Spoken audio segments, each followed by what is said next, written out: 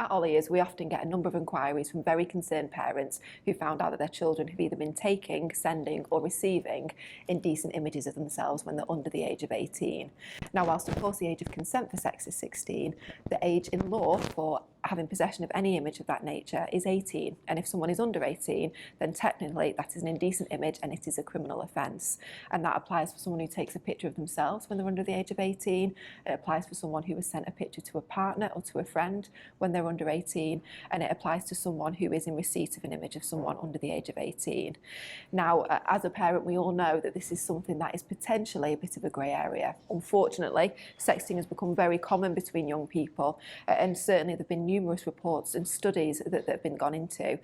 in relation to this and to whether it should be an offence for young people who, with their own consent, have taken images of themselves.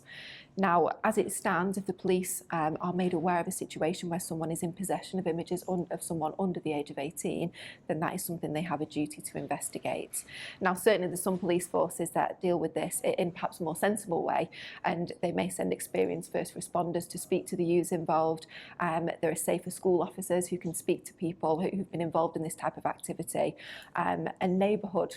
officers who can come and assist and basically give a bit of advice. But technically, parents need to be aware that this is an offence, and this is something that the police can investigate and ultimately call someone in to be interviewed. And indeed, we do get a number of cases where young people are being interviewed because of the suggestion they have indecent images on their mobile phone, which is extremely worrying for them and for the parents, especially when they're young people who've never been in trouble with the law before. Now, although it is an offence to possess any images of someone under the age of 18 of a sexual nature, certainly this is an area where the prosecution will not always take the matter to court, or indeed find that an out-of-court disposal would be appropriate.